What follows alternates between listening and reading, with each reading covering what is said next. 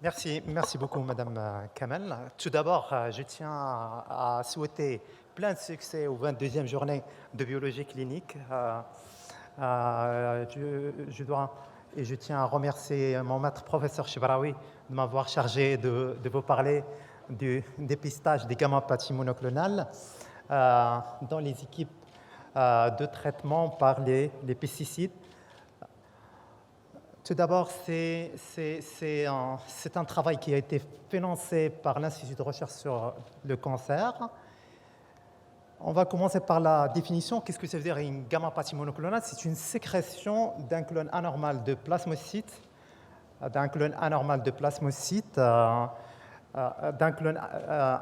d'une sécrétion de protéines monoclonales par un clone anormal de plasmocytes que vous voyez ici. Et cette protéine monoclonale qui peut être soit complète sous forme d'immunoglobulines, soit incomplète sous forme de chair légère, ou on peut avoir des plasmocytes non sécrétants. Il y a des nouveautés pour la classification du myélome multiple qui a été publiée par l'International Myeloma Group.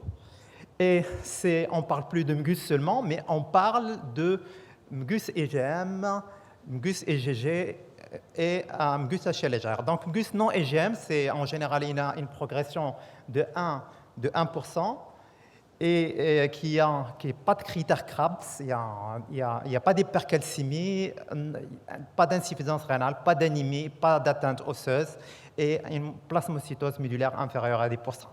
Les MGUS-EGM, c'est une protéine monoclonale inférieure à 30 grammes par litre et l'infoplasmocytose dans ce cas inférieure à 2%, mais la progression que vous voyez, elle est 1 à 5% par an. Et puis on a les MGUS à chair légère et qui ont une progression de 0 à 3%.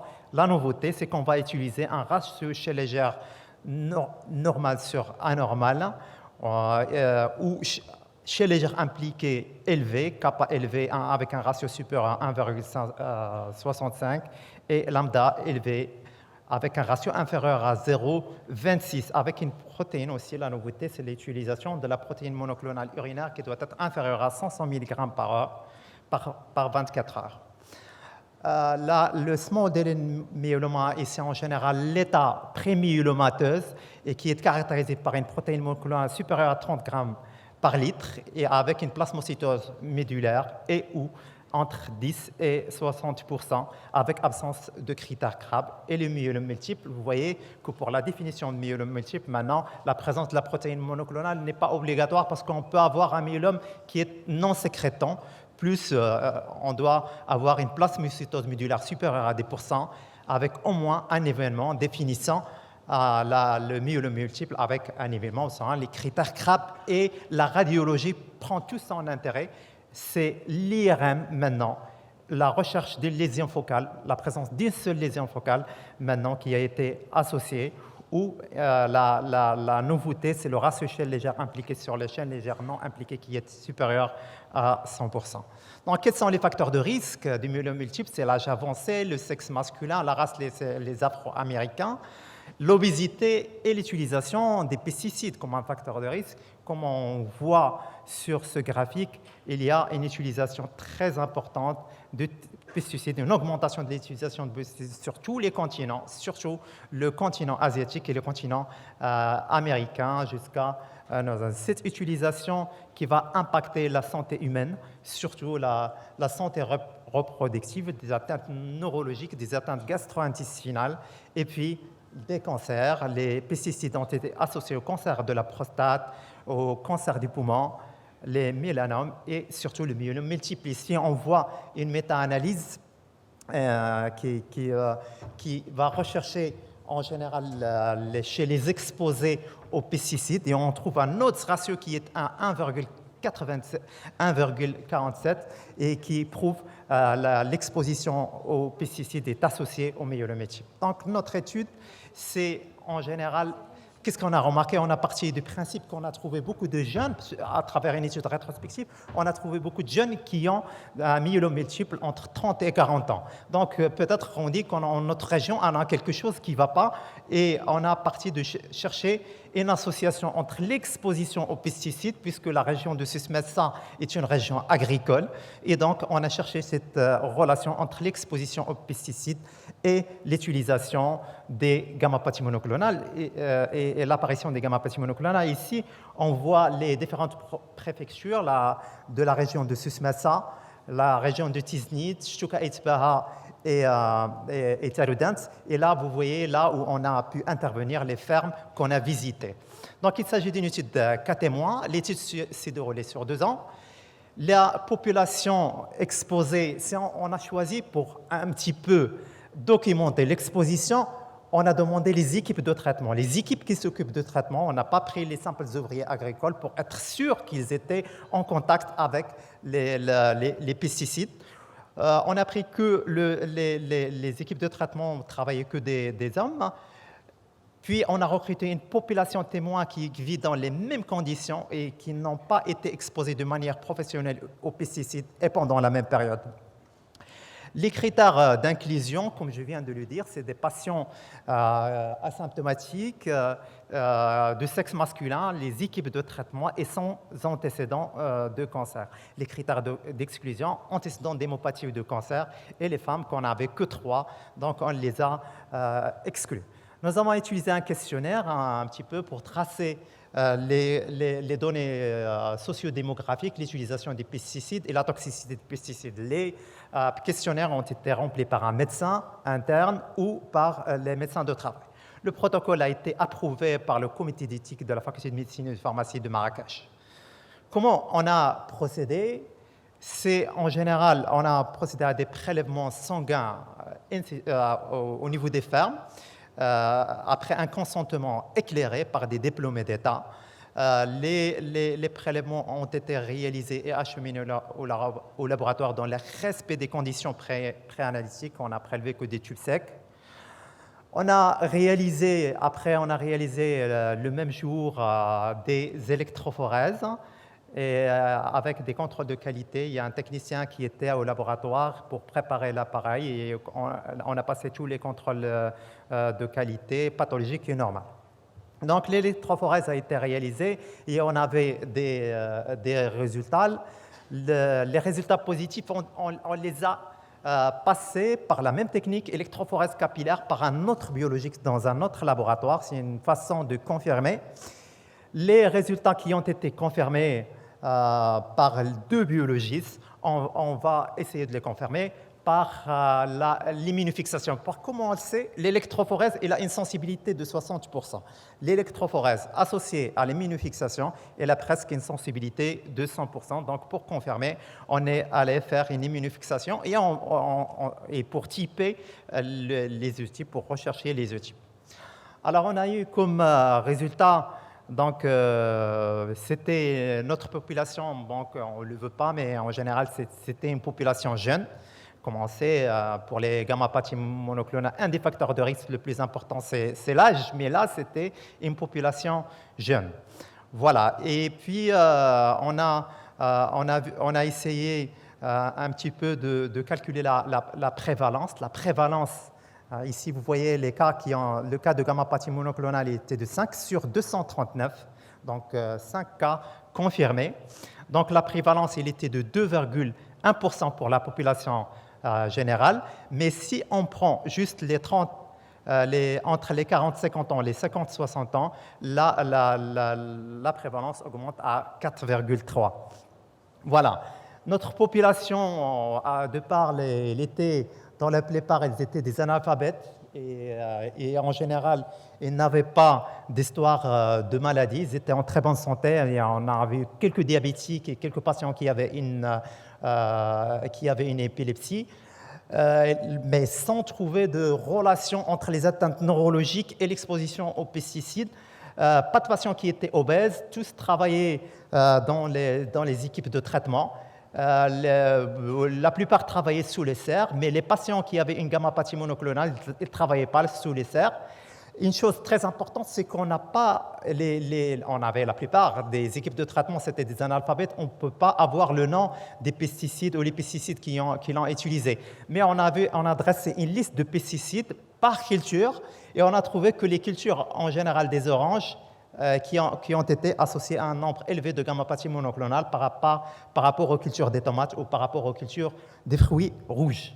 Et aussi, on a essayé de calculer l'exposition. Vous voyez, on la met en heures parce que les équipes de traitement ne travaillent pas toute l'année, mais dans des périodes. Et on a essayé de calculer l'exposition. Et l'exposition, effectivement, on n'a pas trouvé de différence significative pour l'exposition. Et on n'a pas trouvé d'histoire de parenté, de cancer chez les parents pour nos patients.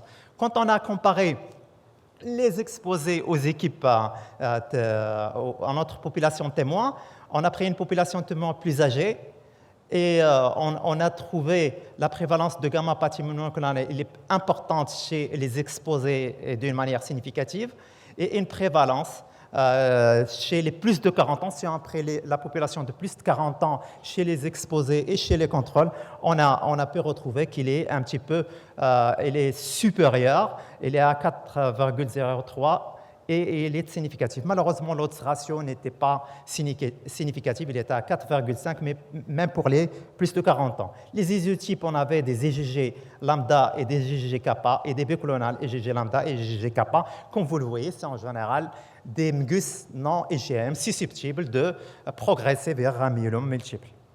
Donc là, comme vous voyez, c'est en général, on va essayer d'expliquer c'est quoi, d'où vient la genèse des myélomes multiples quand on est exposé aux pesticides.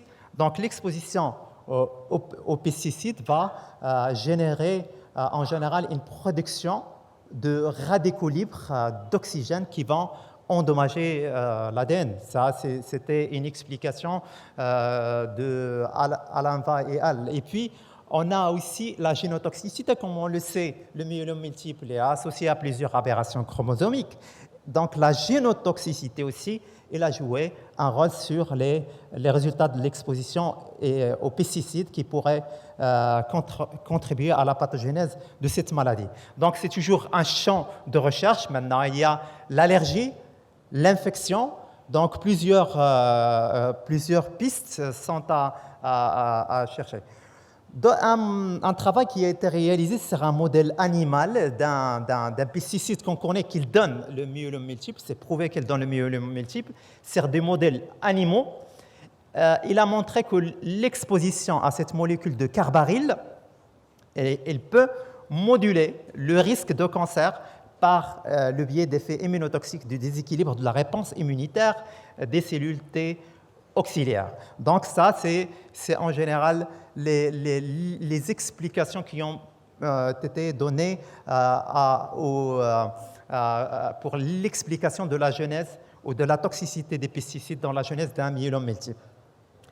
Là, je vous présente une étude de Loeb et al. C'est une étude qui est historique et qui va chercher, qui va suivre. C'est une étude de cohorte, c'est une étude prospective de cohorte, c'est parce que c'est très intéressant, et qui a suivi depuis 1991 jusqu'à 1989 2 millions, presque 3 millions de personnes, d'accord, qui travaillent dans plusieurs secteurs.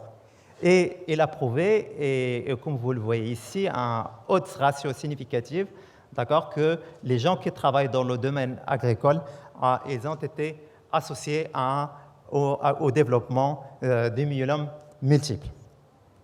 Une autre étude, et là, en général, c'est presque similaire à une autre étude qui se passe aux États-Unis et qu'il a travaillé sur les travailleurs, les équipes de traitement, d'accord, et il a travaillé sur 1638 hommes qui ont plus de 50 ans, et c'est en général, la plupart sont originaires de Iowa et moins de personnes qui sont originaires de la North Carolina. Comme vous le voyez, dans le recrutement, ils ont recruté que les plus de 50 ans. C'est là où il y a un grand risque de développer une gammapathie monoclonale. Si on voit leurs résultats, leur prévalence, comme vous le voyez, entre 50 et 59 ans, c'est presque qu'on a trouvé la même chose. On est à 4,3 et eux, ils sont à 4,4, et que cette prévalence, elle a tendance à augmenter d'accord? Il a augmenté avec l'âge et il est en moyenne de 7,7. On va la standardiser en fonction de l'âge. Il est à 7,7. Si on va la comparer à l'étude de NHANS, c'est des hommes blancs et qui ne sont pas exposés aux pesticides de manière professionnelle, vous voyez que la prévalence elle est presque la double ici chez les exposés. La même chose pour l'autre étude de Kyle et qui est aussi, il a une prévalence de 3,8, c'est en général presque la double de la prévalence standardisée, c'est presque le double. Donc l'exposition aux pesticides, donc c'est prouvé qu'il est associé aux gammapathie monoclonale. Ils ont fait un bon travail puisqu'ils sont allés à chercher l'imputabilité de certains pesticides et ils vont trouver que l'organochlorine, l'aldérine et l'antialdérine combinés ils ont été avec un autre ratio important de 2,42 sont associés aux gammapathie monoclonale. Les petroleum oil distillates aussi sont associés aux gammapathie monoclonale. Et notre étude récente maintenant, mais cette étude, c'est en général une étude qui a rassemblé les États-Unis et le Canada. Ils ont trouvé, ils ont augmenté le nombre de patients et ils ont cherché l'imputabilité de certains pesticides. Et effectivement, ils ont trouvé que le captan et le carbaryl, ces deux pesticides, ils sont associés à des gammapathies monoclonales. Voilà, et quand ils ont enlevé les réponses par procuration, l'autre ratio est là augmenté à 2,37 d'une manière significative. La même chose qu'on le trouve pour le carbaryl qui est à un autre ratio de 2,14. Voilà, donc nous avons des limites pour cette étude. Nous n'avons pas cherché l'association des gammapathies pour chaque molécule de pesticide parce qu'on est devant des patients illettrés. La taille de l'échantillon, le jeune âge des ouvriers. Donc les points forts de l'étude, c'est la première étude marocaine et on a essayé de déterminer l'âge de dépistage des gammapathies monoclonales chez la population exposée qui est de 40 ans et les ouvriers de certains types de cultures doivent être surveillés. Si on sort de recommandations, il faut commencer à faire le dépistage à partir de 40 ans chez les ouvriers qui travaillent dans le secteur des orangers, dans les cultures des orangers plus. Donc c'est le cut-off de 40 ans et c'est Bon, comme résumé et conclusion, donc nous avons trouvé que les cas des MGUS avec un faible taux de protéines monoclonales, ça demande une certaine connaissance de biologie dans ce domaine. Cette étude a montré une augmentation de la prévalence d'MGUS chez les personnes exposées par rapport aux non exposées. L'âge de 40 ans est l'âge recommandé pour débuter le dépistage des gammapathies monoclonales chez les personnes exposées. Je parle des professionnels, c'est une exposition professionnelle. Nous avons trouvé que les cultures des agrumes par rapport aux cultures de tomates et de fruits rouges, les gens ont plus de risques qui travaillent dans les cultures des agrumes. D'autres études d'imputabilité par molécule de pesticides doivent être réalisées pour étudier leur toxicité. Enfin, je veux dire que tous nos cas sont des non-IgM et qui vont progresser vers un myélome multiple. J'ai dit que tous nos cas, ce sont des MGUS non-IgM qui vont progresser vers un myélome multiple. Alors, comme perspective, d'autres études doivent suivre avec une taille plus importante de la population à l'étude et commencer à dépister les gammapathies chez les ouvriers avec une notion d'exposition à des pesticides qui sont connus dans la littérature ou qui ont été incriminés dans les gammapathies monoclonales dans notre contexte où ils sont connus à travers de plusieurs méta-analyses qui ont été réalisées dans la littérature. Et je vous remercie. Merci beaucoup.